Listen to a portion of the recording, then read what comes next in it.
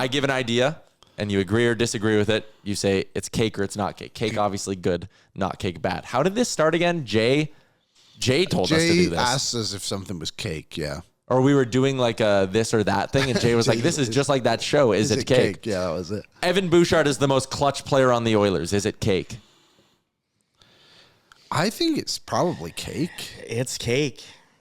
It was Draisaitl from his spot in cake. previous years. Yeah. But his spot just isn't his spot as much this year. Teams know it. Yeah. Which in a way I think has actually helped the Bouchard thing, because I think guys are over committing, and goalies are even always like, when the puck goes back to the point, they're like, oh, is it going back to 29 in his office there? I do think that kind of helps. That also goes back to the point of like, shoot the puck more and other opportunities will open up. But I think it's cake. Like, let's think of all the clutch goals Evan Bouchard scored.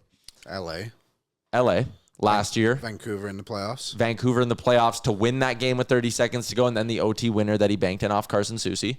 Oh, right. That was great. Oh, yeah. Ian Cole. Oh, yeah, Ian Cole. Ian Cole. The one last night ties the game. I mean, I give him partial credit for that Corey Perry tip-in because it was his shot. Yeah, sure. Remember that regular season game against Florida early last year, maybe the year before, when he tied the game with like 6 seconds left? Yes. They had a face-off with like 7.5 seconds left, and they won it right to him, and he zinged it. Like, I do remember that. I just rattled off top of the head 7 Evan Bouchard moments. I don't think we could. I don't think we could do that with any other player. Also, occasionally he'll just completely wipe a guy out if they block his shot, which is helpful. True. Yeah, that is. Take a couple guys per team off the ice for the game. Fire one right at, and I mean, also occasionally he will hit his own players. Yeah. And that is also the downside of having the Bouch bomb back there. But like, I think it's absolutely cake. I think he is and again, he's a product of being out there with Connor and Leon in that sense. I was also really impressed last night. This thought popped in my head. Loved the goalie pull with 4 minutes left from the Oilers. Yeah. Oh, yeah. Love it. Like, I know traditionally a lot of people sit there and go like, why would you do it so early? When you have that collection of talent, you need 2 goals. Yeah. Who gives a shit if you lose by 3? Yeah. Yeah, what does it matter? Yeah. Unless you have belt line. Yeah. And the other thing, too, is San Jose was so passive.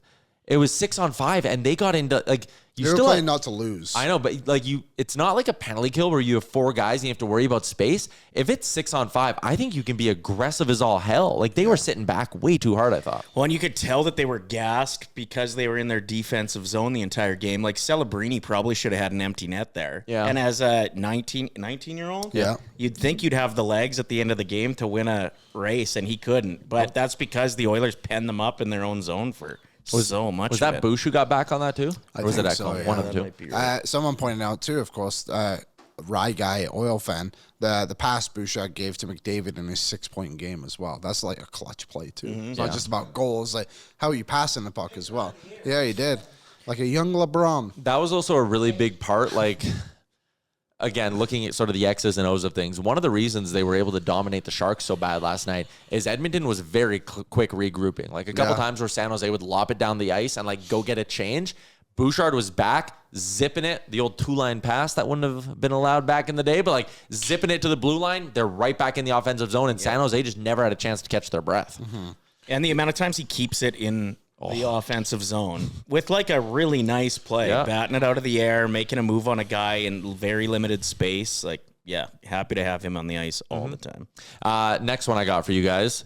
I'm not going to say, and I know we talked about this on Oilers Nation Radio, Evan Bouchard is not going to win the Norris. I think the narrative of Cale Makar is too strong. Zach Werenski's got a good case, all that. Even Sida's coming through a little bit now. But if the offensive production stays up, I think the Hockey Canada snub has, in a weird way, given Evan Bouchard some good PR.